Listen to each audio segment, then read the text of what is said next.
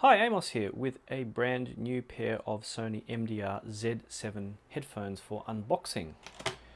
Now, we know that the MDR-Z7 has been put forward as Sony's latest flagship, a successor to the very famous Sony R10s and Qualia 010s, but at around $600 odd, depending on the market, they are quite considerable bit cheaper than, say, the R10s, which were, I believe, $2,600 back in the 90s, with their fancy, very exotic wood cups, diaphragm, and very high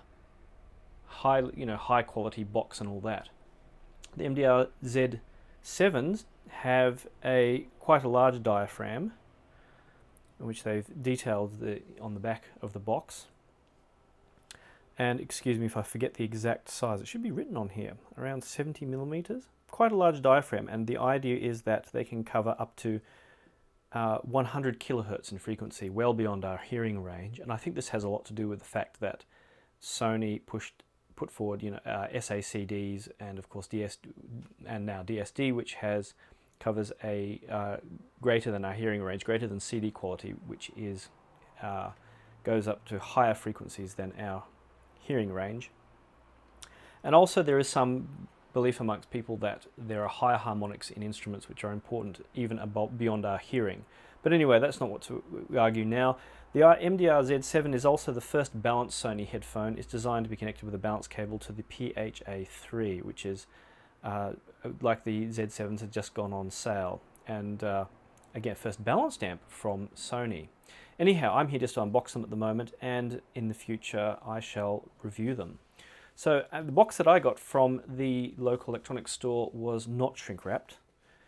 So I don't have any shrink wrap to cut, so no knife involved.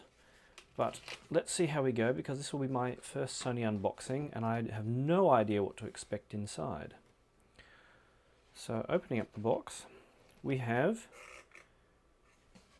a warranty card, which the store didn't stamp, but that's all right, and a box. So I shall lay this on its side. I don't know which way up it's going to be. Having a gander, I'm not quite sure, but we'll find out.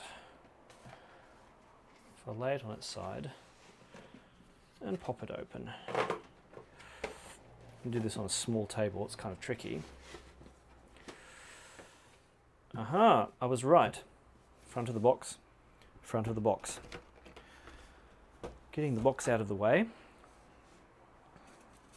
I'll put the warranty card out of the way, of course Japanese because I'm in Japan.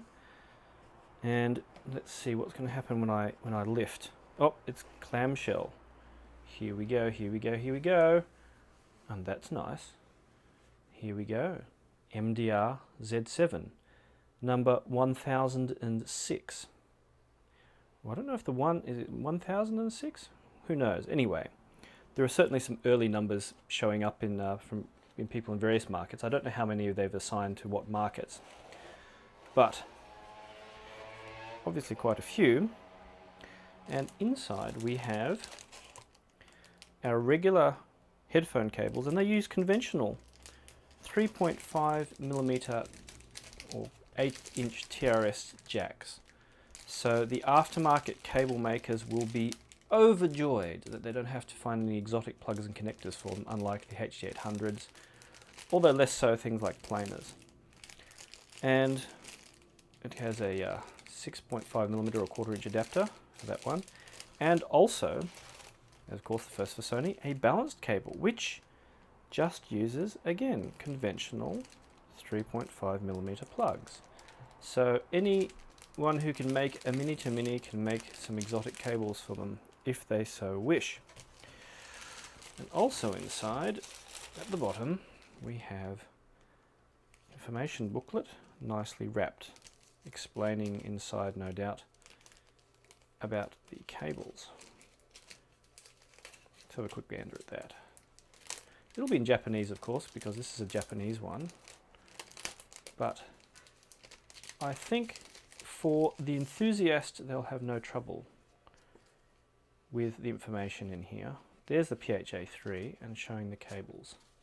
Oh, two pieces of paper. Okay, here we go.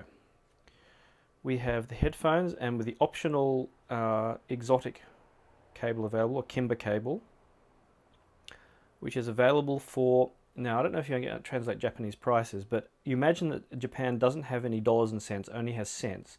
So 23,130 yen is like having 23,130 cents, or roughly about $230, depending on exchange rate. So they're all, depending on the cable, you can buy one of these Kimber cables for a fair amount of extra money, if you so choose. So they're going to see how the market reacts to that, I guess. Being the first, they're entering into the enthusiast market with these. And the PHA3 at about $925 if 1 cent was 1 yen. And that's that. What else do they have? And I guess this, let's see, the warranty card possibly? Oh no, explanation of the connections, which I was holding upside down. So how to plug in the headphones to what cable and where to plug them into the PHA3, which a lot of people may buy as a kit. And not a bad idea to sell a kit, actually, because a lot of people do, you know, call up shops and want a whole kit, whole high quality listening kit. And has also an instruction to make sure that the headphone adapter is flush plugged in. So if you don't get any sound on one channel, make sure they're plugged in correctly, something many of us have experienced. And that is that. Printed in Japan. There we go. So those are the instruction cards, information cards for the Z7. There we go. Which I shall put back in there, as I indeed know how to connect my headphones. Now, do we have any other Exotica hiding in the corner? We have one more corner here. Does it have anything? I don't think so. No, it doesn't seem to come out. And the headphones themselves, of course. Oh, they're light. Really light. And interesting arc. Have a note of the arc on this headband. It is quite tight. Now, if you've ever gone through with Audio Technicas, you'll find their arc is more like this, and they're bent in like that, if you've seen Audio Technicas. And a lot of people end up bending the arcs.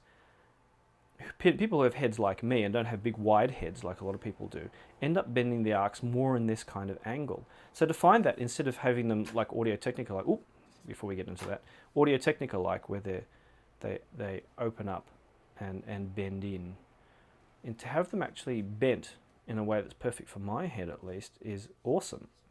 So, and now let's head down to the vent here. I do know they experimented a lot with venting, and the reason I know that is because they brought prototypes to Jude's office in Detroit, and of course they were experimenting with the best way to get airflow, which is a big deal in headphones, more so than maybe people realize. Cups are, well, this is kind of slightly patterned plastic, which I've seen on other things. These are really light. I mean, I cannot express how light these are. These are ridiculously light. And the mechanism, they do have something of maybe like a Bowers & Wilkins P5 kind of classy feel. We have different, there we go, serial number on there, 1000, my pair is 1006. Made in Japan. Now I hope the focus is going to play well with me today. I don't know how close I can get. You can just see made in Japan, and I hope it's in focus. And apologies if it's not. There we go. Oh, and there's a vent on the top too. So we'll have to have a closer look inside at a later date. And the drivers. Now let's see if I can get a good angle on those. How's that? I think that looks good. And okay, now I'm holding this. Someone requested on Headfire that I hold it straight. I'm now, just have a look at the level. There we go. I'm holding it dead straight now.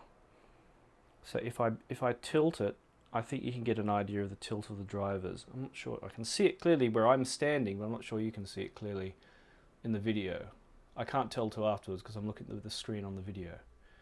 But that's holding it dead straight. If I hold the if I hold the drivers so they're flat, that's the tilt you get. So the drivers are now on the same plane as horizontal, so now you get an idea of the tilt. It's the same subtle tilt as I've seen in most headphones. Hold on, that's straight. There we go. That's the subtle tilt. So let's hold them from the bottom. That's just no pressure on them at all. Big fat pads at the back. Seam at the bottom. There are your sockets. Let's get that a good angle on that. I hope the focus is going to play well with me today. So they screw in too. But there's enough space there for, you know, fairly exotic plugs. I'm not sure your Canair X11s will fit, but Canair, the big chunky Canair plug some people used to use on portables, but most others should. Or all others should, actually. So another look at the driver from the other side. If it's not obvious, if I look at the depth here, you can see there's about, you know, my thumbnail size depth here, but if I move them over to the other side, there's actually considerably deeper. There's a gap even behind the pads, and I hope you can see that in the light. There's a big gap behind the pads where there's some reflection absorbing material there. And hold on, see if I can get the light right. Excuse me while I'm a bit fiddly. There's obviously some care has been taken to avoid internal reflections. I don't know if I can show that well. Yep, on one side there definitely is. So on the back there definitely is a big gap there where you can see some felt. And on the front side there's no gap. Hold on, how do I flip this round so you can actually get an angle of view? Oh, they do tilt, they do bend enough. There's no gap here. So reflections off this plastic bit aren't going to be an issue because the head pad is touching. But as you go around and I tilt them, you can start to see bits of the plastic around there. So maybe some enterprising person might slip in a bit more felt, I don't know. May not be necessary. Anyhow, there we have it. Springy, oh, here's a bit of a spring. I feel like they've got a kind of spring in there, but... And this is very nice and soft. This is really nice and soft. And the pad squishiness. Ooh, is that memory foam? It looks like it. Looks like it's coming back slowly. Really nice and soft. These are going to be super comfortable. And these appear to be... Sometimes it's hard to tell if... I think they're metal as well. Some plastics, some of the modern plastics, you can't feel whether they're metal or plastic. Some of the stuff. And some metal I've seen has been powder coated in a way you almost think it's plastic, like the Audio-Technicas. Anyhow, that is my unboxing of the Sony MDR-Z7s. And I shall again have a good listen to them and talk about them in the future.